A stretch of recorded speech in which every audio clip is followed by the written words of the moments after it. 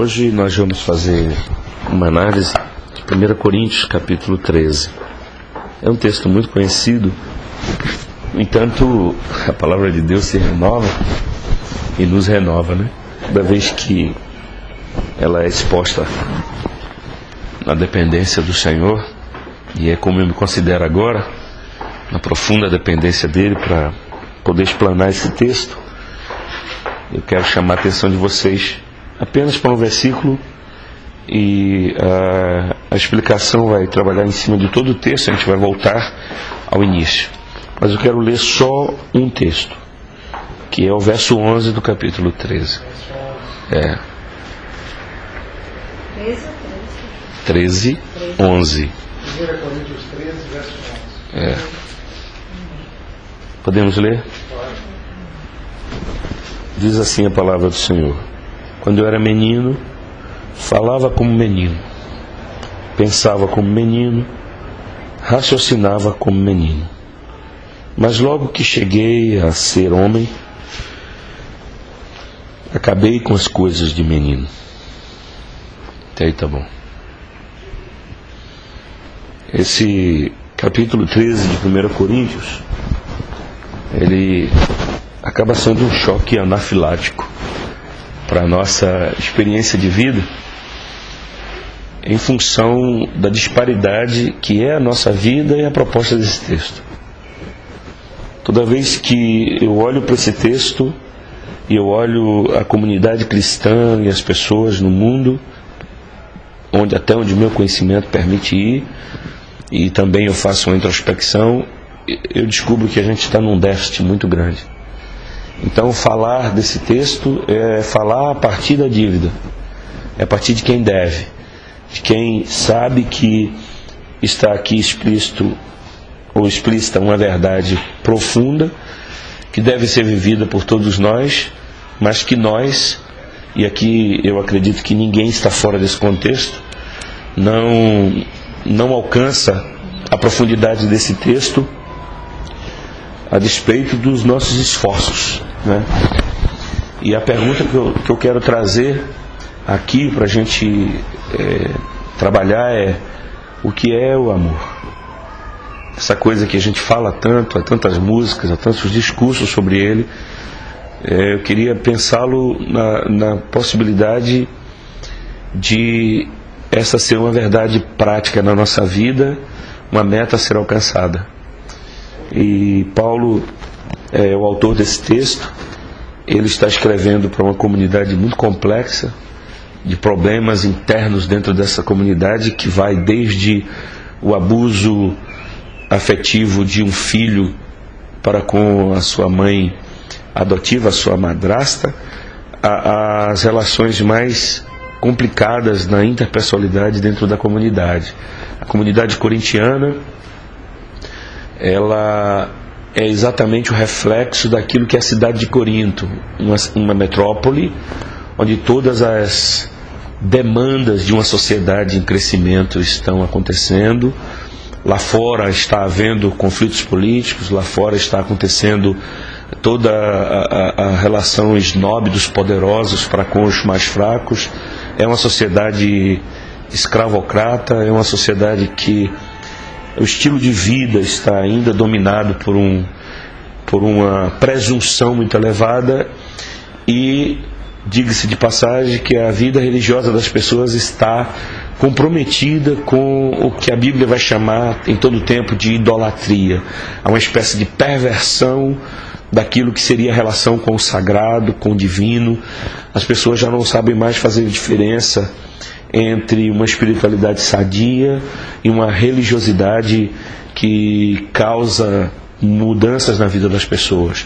Então, as pessoas, quando estavam se convertendo, vindo para dentro da igreja, elas tinham aí um nicho onde elas podiam vivenciar Cristo numa dimensão um pouco mais profunda, diferente do culto a Dionísio, diferente do estilo de vida que a sociedade estava postulando já há um tempo, mas algumas facetas dessa sociedade eram transportadas para dentro da comunidade, e Paulo vai saber dessa problemática.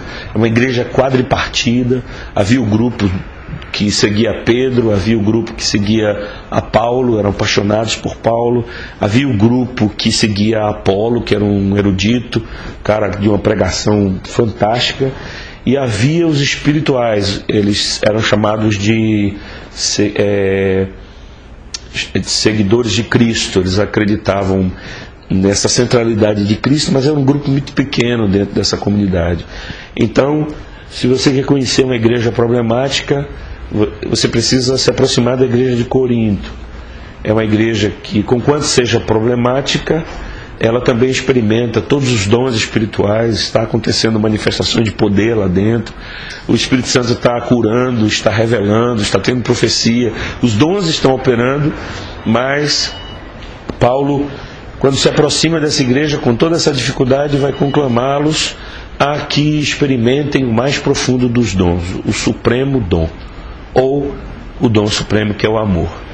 E a partir dessa contextualização a gente vai poder buscar qual o sentimento de Paulo como pastor entre eles, como cooperador entre eles, e quais são as lições que perpassa o tempo, transpõe a história e chega até nós, e que nós estamos tão carentes delas, né? Então, minha tarefa agora é olhar verso por verso e culminar no verso 13, que é o desfecho desse capítulo, pelo menos para nós hoje. Então Paulo vai apontar um caminho mais excelente, porque ele percebe que a igreja de Corinto e as igrejas por onde ele anda, existe o exercício de muitos dons, da operação de muitas dimensões espirituais, mas que não se afirmam sem a presença e participação do amor. E as pessoas estavam tornando as coisas superficiais mais importantes e as essenciais de só menos importância. Parece que a sociedade corintiana e a igreja corintiana tem a ver com a nossa realidade hoje. Falar dela é de alguma maneira tocar nas nossas realidades mais contundentes. Então eu quero olhar para o texto com vocês, e ele começa dizendo: ainda que eu falasse as línguas dos homens e dos anjos e não tivesse amor, seria como o metal que soa ou como o sino que tine. O que ele está querendo apontar? O amor é, portanto, o contraponto, a contrapartida. E ele diz assim: ainda que eu fosse uma pessoa erudita, capaz de discernir todos os discursos dados no contexto do mundo greco-romano, ainda que eu fosse uma pessoa que com a minha fala eu cativasse multidões, que tivesse um poder de articulação e de dominação de povos pelo poder da palavra, com o dom da palavra, com a erudição, se a manifestação desse dom não estivesse calcado no amor, então esse dom não teria propriedade nem profundidade em si mesmo. Nenhum dom se afirma onde não está o amor. Nós podemos observar que muitos políticos se utilizam da erudição e da verbalização, do poder de discursar, mas não há amor no que eles falam, não há comprometimento, porque amor é de alguma maneira aquilo que nos compromete, que nos envolve, que envolve a nossa família, que envolve o nosso dia a dia. Então podemos falar sobre muitas coisas e não ter nenhum tipo de comprometimento com as coisas que falamos. E Paulo está dizendo: é possível que eu fale a língua dos homens, uma erudição muito profunda. É possível até que eu fale as línguas dos anjos. E aí ele está superlativando para dizer assim: ainda que eu fale uma língua tão superior, mas tão elevada, tão divinamente abençoada, e que encante as multidões, ou que encante e impressione qualquer pessoa em qualquer lugar, se essa manifestação não tem amor, se ela não está fundamentada no dom supremo, então ela é vazia, ela perde o seu sentido. E ele prossegue dizendo: seria como o metal que soa, ou como o sino que tine. Quando a gente ouve o sino tocando, a gente percebe que no momento há aquele encantamento, mas é um som que vai se desfazendo. É forte no início, mas desfaz-se com o passar do tempo, e logo você esquece que um sino tocou. Então, ter essa erudição, ter o poder da palavra e não ter o amor, é como uma coisa que é forte inicialmente, mas que se perde na nossa audição, não permanece em nós. As vibrações são poucas, são mínimas. Então Paulo está agora desmontando esses dons. O dom da oratória, o dom de discursar, de falar bem, de articular. Ele acabou de desmontar um dom e dizendo: o amor é maior que esse dom. Entre as palavras que uma pessoa fala e o amor que ele vivencia, Paulo prefere a vivência do amor, porque quem ama pode dizer coisas mais profundas sem palavras, pode alcançar mais profundamente com gestos aquilo que uma pessoa tenta dizer com 1000 vocábulos. Essa é a proposta paulina. Verso 2 ele diz: ainda que eu tivesse o dom de profecia e conhecesse todos os mistérios e toda a ciência, e ainda que eu tivesse toda a fé, de maneira tal que transportasse os montes, e não tivesse amor, nada seria. Vamos tentar desmontar esse texto aqui. Ele diz: ainda que eu tivesse. Ele não está dizendo que ele não tem, ele está generalizando. É possível que ele tenha experimentado esse dom na sua vida, mas ele diz ainda que uma pessoa experimente o dom da profecia. E o que é profetizar? A profecia é um tipo de visitação especial do Espírito Santo sobre alguém, mas uma inspiração tão profunda que esse alguém é capaz de antecipar a percepção do futuro. Profetizar é dar a alguém um conhecimento de algo que vai acontecer amanhã ou depois. Profetizar é ter por revelação divina, por intermédio da ação do Espírito, um mergulho profundo na atemporalidade e buscando naquilo que ainda não existe, que está apenas no conhecimento de Deus, do que vai acontecer, e trazer isso e presentificar isso, tornar isso aqui, agora. Dar isso um sentido à vida de alguém, visando a mudança de um destino, visando a mudança de uma rota. Profetizar não é só falar de coisas futuras, é transformar para alguém o seu destino. Paulo está dizendo: ainda que eu tenha esse dom de mudar os destinos das pessoas, através de uma revelação do que não está aqui, do que não é visto com propriedade agora, mas pelo dom do Espírito, é possível buscar esse futuro e visualizá-lo virtualmente aqui. Então, se essa manifestação não for recheada de amor, isso não tem sentido. O amor elimina a profecia. Ele vai falar que o amor elimina a profecia.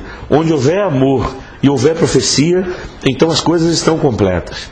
Onde houver profecia e não houver amor, as coisas estão incompletas, porque eu poderei transformar destinos que não transmitirão para o futuro o amor, nem a caridade, nem o zelo, nem aquilo que faz Deus se expressar em tempo e no espaço. Então, se eu revelo para alguém o seu destino, a profecia tem essa proposta, e essa revelação não está recheada de amor, eu permito que o outro mude o destino sem a condução daquilo que é melhor para esse seu destino. Paulo prossegue: e ainda que eu conhecesse todos os mistérios e toda a ciência. Ora, é possível alguém conhecer todos os mistérios? Há mistérios no oceano, há mistérios no espaço, há mistérios nos circuitos que faz o vento, há mistério no coração do homem. O homem tem um coração em ebulição, em movimento.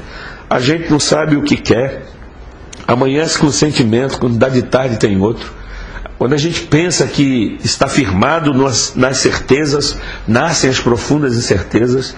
O coração, por isso que a Bíblia diz que o coração é enganoso. Paulo está dizendo: ainda que eu conhecesse todos os mistérios que implicam os céus, as estrelas, os oceanos, os mistérios que implicam a natureza e que implicam a profundidade do meu ser, que implicam a profundidade no que tange a minha exterioridade, mas também no que tange a minha interioridade, ainda que eu dominasse todo esse conhecimento.